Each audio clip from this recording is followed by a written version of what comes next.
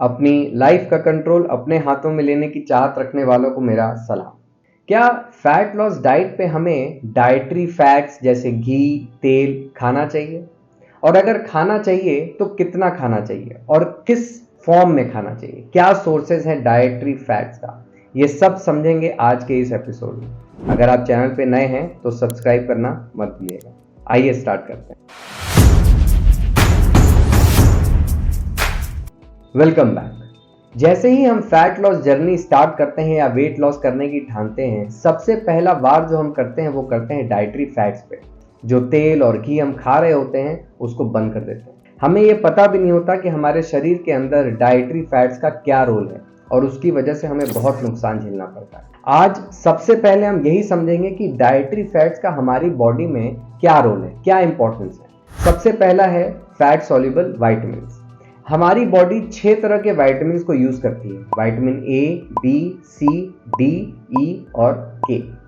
इन 6 vitamin में से 4 vitamin आपकी बॉडी में एब्जॉर्ब तभी होगा जब आपके बॉडी में डाइटरी फैट्स होंगे, इसीलिए इनको फैट सॉल्युबल विटामिन बोला गया है। और ये 4 विटामिन कौन से हैं? Vitamin A, vitamin D, vitamin E और विटामिन के। अब मैं एक छोटा सा एग्जांपल देता हूं आपको। सपोज कर लीजिए आपने तेल और घी खाना बंद कर दिया, तो क्या विटामिन डी एब्जॉर्ब होगा? नहीं।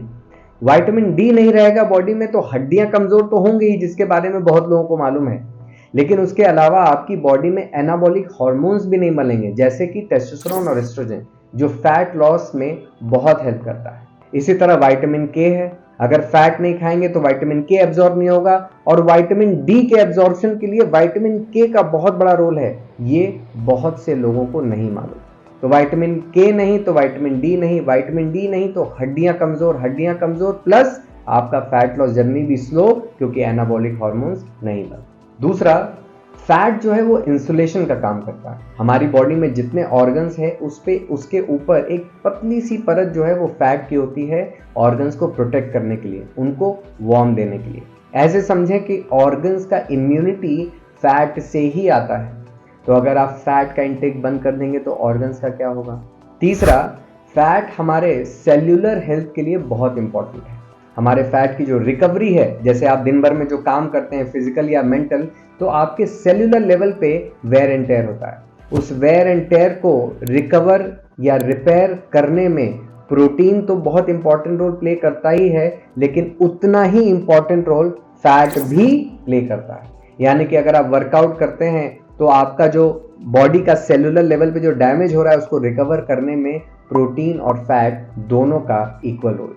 चौथा, ये भी बहुत इंपॉर्टेंट है कि आपको सटाइटी की फीलिंग होती है।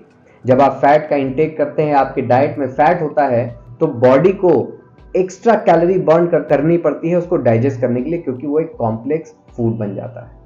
सो दोस्तों, जैसे ही आप अपने डाइट से डाइटरी फैट को बाहर करते हैं, आपकी बॉडी में क्या क्या नुकसान हो रहा है आप खुद समझ रहे होंगे। अब समझते हैं कि हमें कितना फैट खाना चाहिए। अगर आप फैट लॉस डाइट पे हैं तो आपका टोटल फैट इंटेक 0.5 ग्राम्स पर केजी ऑफ बॉडी वेट होना ही चाहिए। फॉर एन एग्जाम्पल, अगर आप 100 किलो के हैं तो 50 ग्राम का डाइटरी फैट आपको खाना है। अगर आप 80 किलो के हैं तो 40 ग्राम का डाइटरी फैट तो खाना ही खाना है। नहीं तो जितने भी फंक्शंस मैंने ऊपर बताए हैं वो सारा का सारा फंक्शन हैम्पर करेगा। आप फैट लॉस के लिए तेल घी बाहर कर देंगे, लेकिन फैट लॉस होगा ही नहीं, या बहुत स्लो होगा, या आपकी इम्यूनिटी इतनी लो हो जाएगी कि इवेंचुअली आपको वो पूरी की पूरी जर्नी बीच में छोड़नी पड़ेगी।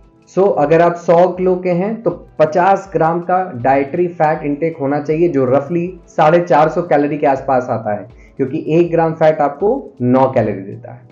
अब समझते हैं कि डाइटरी फैट का सोर्स क्या है। तो 2 सोर्सेज होते हैं, एक विजिबल फैट और एक इनविजिबल फैट। विजिबल फैट जो तेल घी दिखता है, जैसे घी हो गया, रिफाइन हो गया, मस्टर्ड ऑयल हो गया, एक्सेट्रा। और दूसरा होता है इनविजिबल फैट। इनविजिबल फैट का सोर्स क्या है? जैसे डेयरी प्रोडक्ट्स में क्या क्या आता है? मिल्क में फैट होता है, पनीर में फैट होता है, कर्ड में फैट होता है। तो जितने भी डेयरी प्रोडक्ट्स आप खा रहे हैं सब में फैट होता है। दूसरा, नट्स, आलमंड्स, वॉलनट्स, पीनट्स, इन सब में फैट होता है। तीसरा, सीड्स, जो आप सीड्स को बड़े आराम से बिना उसको समझे खा लेते हैं कि फैट लॉस में हेल्प करेगा, ये तो हेल्दी है, उन सीड्स में फैट कंटेंट ज़्यादा होता है, जैसे फ्लेक्स सीड हो गया, सेसमी सीड हो गया। इस तरह से जितने भी सीड्स आप खा रहे हैं सबका सब जो है वो फैट के सोर्सेज। इसके अलावा नॉन वेज अगर आप खाते हैं तो एग योक में फैट का कंटेंट है या रेड मीट में फैट का कंटेंट है।